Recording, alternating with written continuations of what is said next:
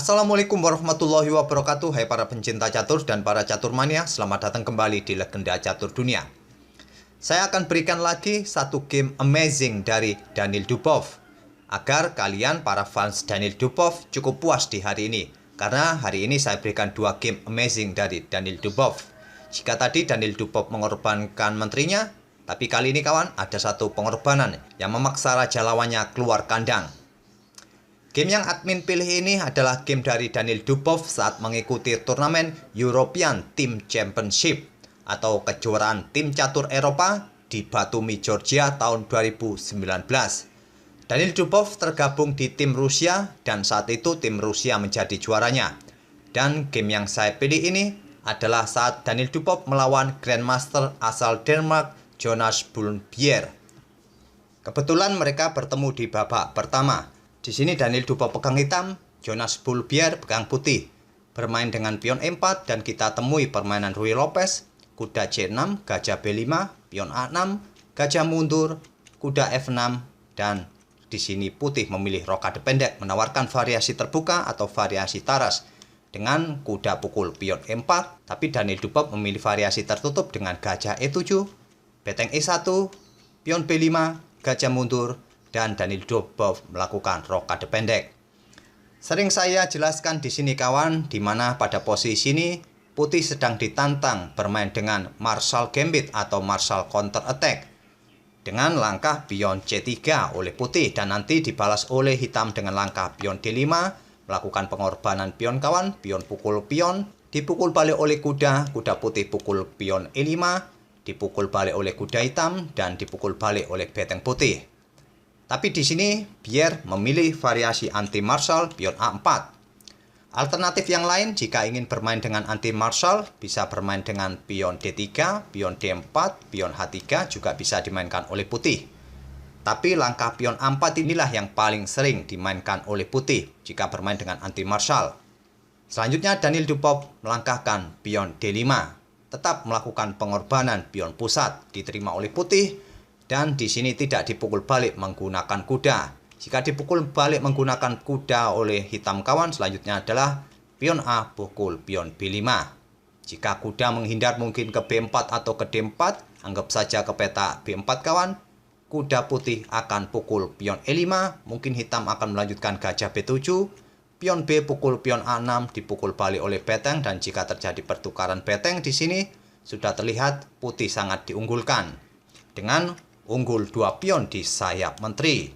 Walaupun begitu, hitam juga mempunyai kompensasi yaitu pengembangan perwira yang lebih cepat karena putih juga mempunyai 2 perwira yang belum berkembang di sisi menteri ini.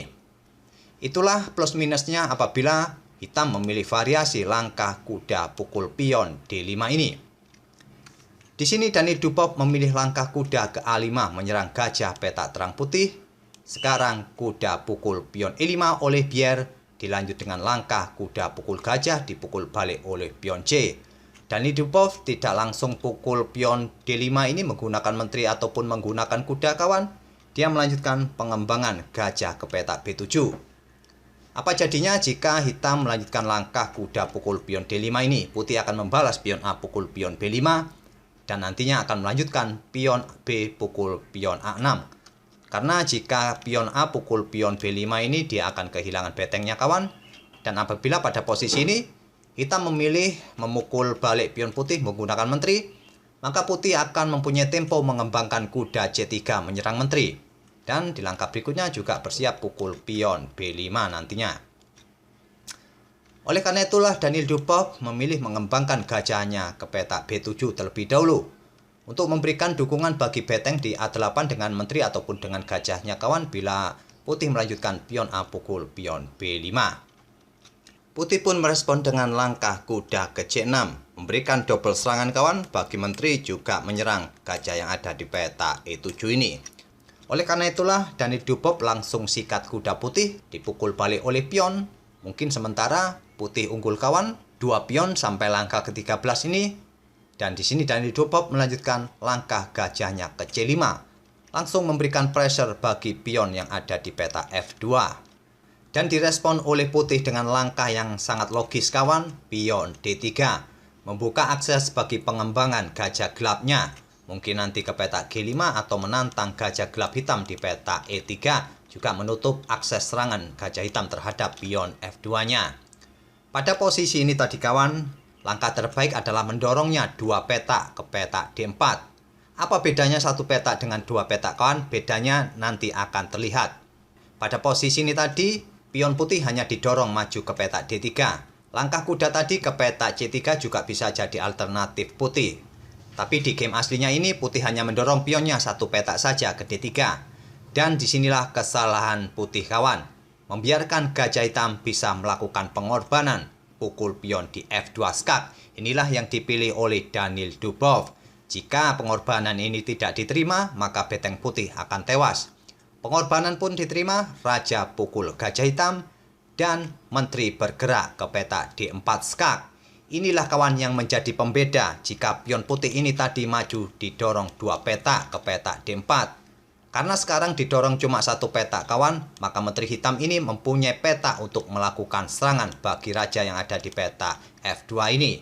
Dan di sini respon putih juga tidak terlalu bagus, yaitu menutup skak dengan gajah, sebuah langkah yang logis. Langkah terbaik adalah saat mendapatkan skak dari menteri hitam ini, raja bisa mundur ke F1 ataupun maju ke G3 pun tidak ada masalah bagi raja putih. Tapi di sini biar lebih memilih menutupnya dengan gajah di E3, memberikan kesempatan kuda hitam ke G4 skak. Jika raja mundur ke F1 sekarang, maka ancamannya adalah kuda akan pukul gajah setelah dipukul balik oleh benteng, dan putih akan kalah kualitas perwira setelah dipukul balik oleh menteri hitam. Oleh karena itulah raja maju ke petak F3 lanjut biar, dan di sini kuda pukul gajah dipukul balik oleh benteng putih, dan benteng A bergeser ke E8 menantang pertukaran benteng.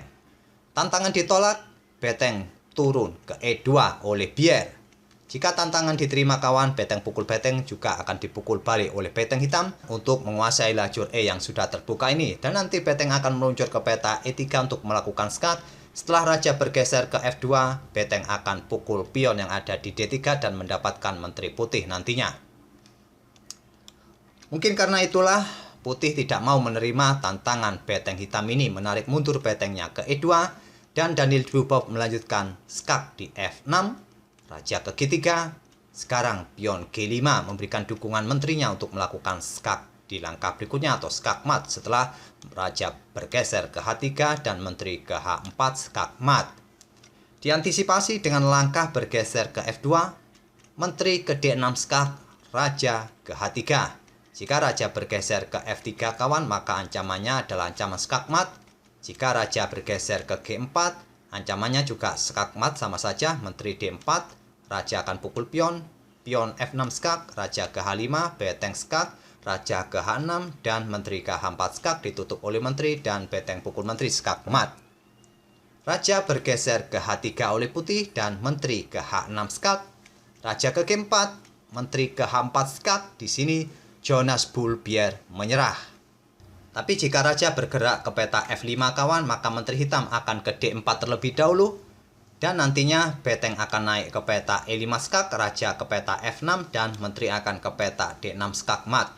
Mungkin putih akan melanjutkan dengan pengorbanan perwira, mengulur-ngulur waktu. Benteng pukul menteri, raja pukul pion G5, pion F6 skak, dipukul oleh benteng, benteng ke E5 skak, ditutup oleh benteng putih, benteng pukul benteng skak, raja ke H6, dan benteng F6 skak mat. Oleh karena itulah pada posisi seperti ini, saat menteri hitam bergerak ke H4 ini, putih langsung menyerah di langkah ke-23. Itulah kawan permainan cantik dari Danil Dubov yang meladeni permainan lawannya yang menginginkan permainan terbuka di petak pusat tadi. Dengan mengorbankan dua pion plus satu gajahnya, dia melakukan serangan yang cukup efektif, mengejar raja keluar dari sarangnya. Semoga permainan kedua pemain tadi bisa menghibur kalian semua, khususnya para fans dari Danil Dubov. Kita akan bertemu di video-video berikutnya yang lain kawan. Terima kasih. Wassalamualaikum warahmatullahi wabarakatuh.